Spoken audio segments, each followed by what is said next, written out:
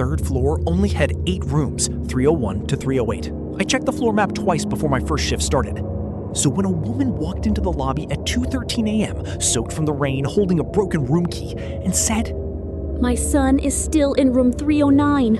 I should have quit before I answered her. My name is Ryan Keller, and I had been working at the Callaway Hotel for less than 6 hours when I learned the one rule nobody explained properly. If someone asks for room 309, tell them it's already occupied. That was written on a yellow sticky note taped under the front desk. I laughed when I found it. I thought it was some old employee joke, something they used to scare new night clerks.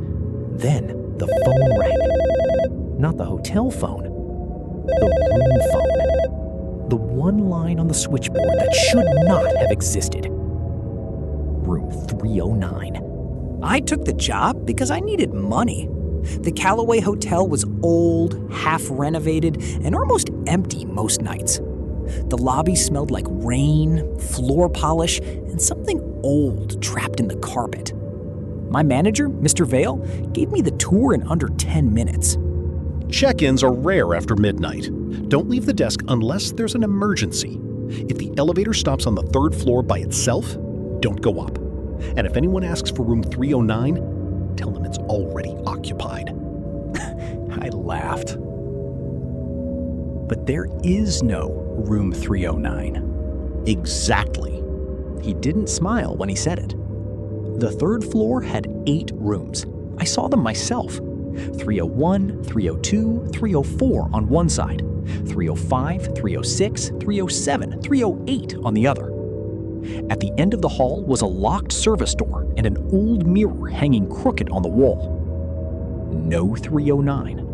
By midnight, the hotel was silent. One guest in 204, a couple in 112, a businessman in 306 who would ask for extra towels and then never left his room again. At 2:13 a.m., the automatic doors opened. A woman stepped into the lobby. She looked about 30. Pale face, wet hair, old beige coat, no luggage. Her shoes left water on the marble floor, but outside the doors, the rain had already stopped. She walked straight to the front desk and placed a broken brass key in front of me. My son is still upstairs. I looked down at the key. The metal tag was scratched, but I could still read it. 309. Ma'am, there is no room 309 in this hotel.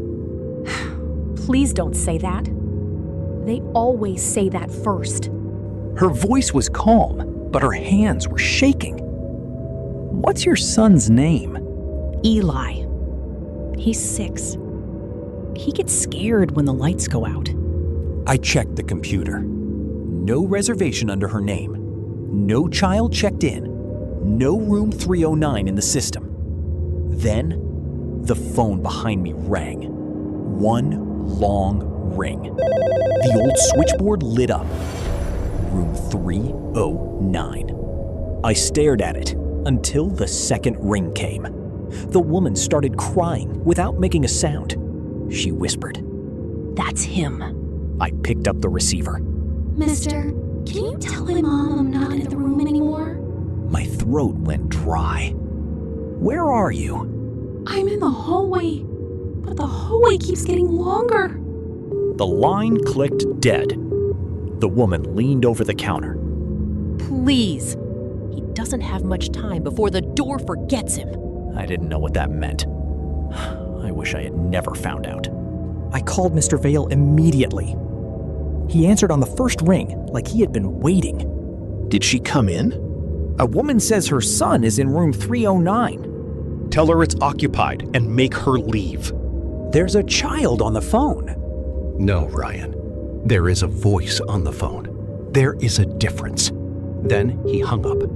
I should have listened, but the woman was staring at me like I was the last person in the world who could still help her child. So I took the master key from the drawer and stepped into the elevator. The doors closed before I pressed anything. The elevator climbed slowly. First floor, second floor, then third. But it didn't stop. The numbers kept changing. 3, 3, 3. The lights flickered. The walls smelled like cold metal and wet carpet. Then, the doors opened. The third floor was wrong. It was too long. The hallway stretched farther than the building should have allowed. The carpet was darker. The lights hummed overhead. Room numbers lined the walls. 301, 302, 303, 304, then 305, 306, 307, 308. At the end, where the service door should have been, there was now another door. 309. The number was not screwed into the wood. It looked carved into it. I heard a child crying on the other side. Mom? I walked toward the door. Every step made the hallway feel longer. I passed 307 twice, then 308 again, then 306, even though I had already passed it. I turned around. The elevator was gone. Don't open it all the way. Just tell him to come out. I looked back at room 309. The crying had stopped. Then a small hand knocked from inside. 3 taps. Mr. Ryan? I had never told him my name. I backed away. He learns names fast. That was when I realized she wasn't looking at the door. She was looking at me. Who are you? I was his mother the first time. The first time? Before I could move, the door to 309 opened an inch. Warm yellow light spilled into the hallway. I saw a child's shadow on the carpet. Small, barefoot, standing just inside the room. Can you see me? I wanted to say yes, but Mr. Vale's warning came back.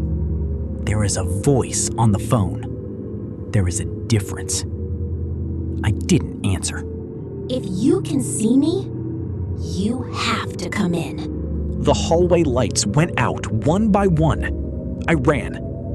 Not toward the elevator. There was no elevator. I ran towards the stairwell sign at the far end of the hall. The woman screamed behind me. Don't leave him alone! But her scream stretched into something older, deeper, not human enough. I hit the stairwell door with both hands and fell through. I was back in the lobby.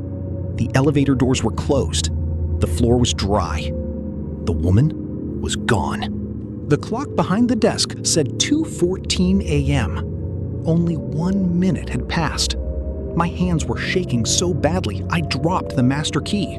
Then I noticed the guest book on the counter. It was open to a page from 1987. A family had checked in at 1:56 a.m. Margaret Lane, room 309. Eli Lane, H6, room 309. Checkout time was blank. I turned the page. 1994, another name, room 309. 2001, another name, room 309. 2016, another name, room 309. Every few years, someone checked into a room that didn't exist. None of them checked out. Then I saw the last line. Tonight, Ryan Keller, room 309. My name was written in fresh ink. The phone rang again. Room 309. I didn't pick up. It rang and rang until the sound became unbearable. Then every phone in the lobby started ringing. The desk phone, the office phone, the payphone near the restrooms, even the dead phone in the old coat room. I covered my ears. Then the elevator opened. Inside stood Mr. Vale. He looked older than he had 6 hours earlier. His face was gray, his tie was loose, and in his hand was the same broken brass key the woman had left on the desk. You saw the door?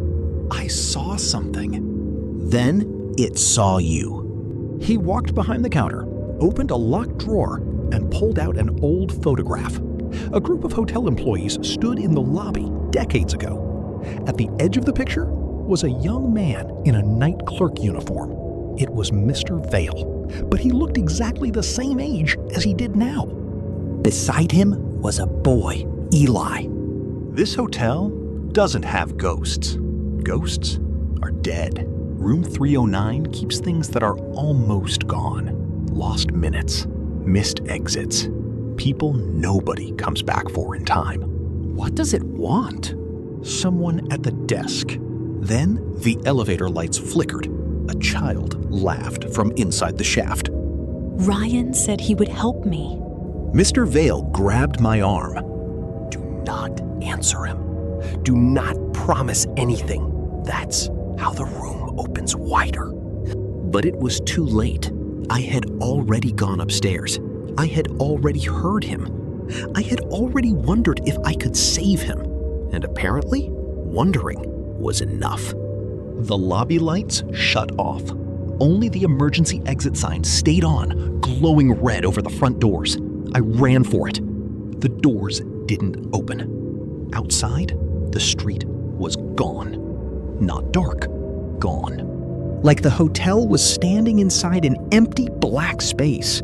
Behind me, the elevator bell rang. The doors opened. This time, the third floor hallway was inside the elevator. Room 309 stood at the far end. And between me and the door, I saw people, dozens of them, guests, bellhops, night clerks, a bride in a yellowed wedding dress, a man in a business suit holding a suitcase, a little boy in striped pajamas. All of them facing the door. All of them waiting. The boy turned his head. You're late. Mr. Vale stepped in front of me. Run. When I say run. He walked toward the elevator. What are you doing? Checking out. He threw the broken brass key into the elevator.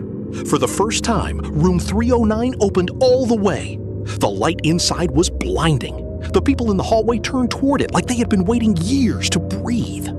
If you survive the night, quit before sunrise. Then the elevator door slammed shut. Every light in the lobby exploded at once.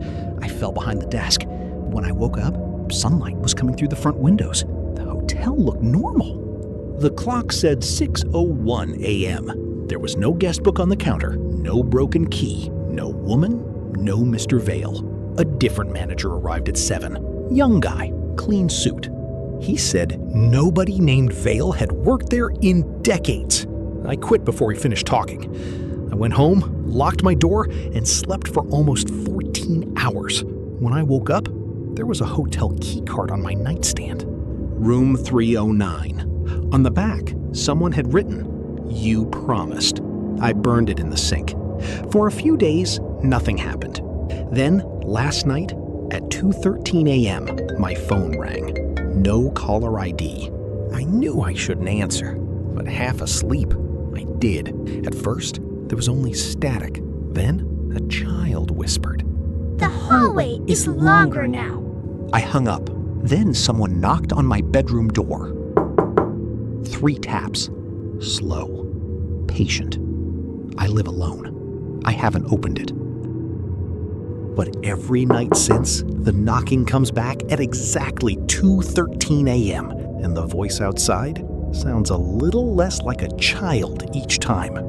So if you ever take a night shift in an old hotel, check the floor map before midnight. If the third floor ends at 3:08, leave it that way. And if someone asks you for room 309, tell them it's occupied.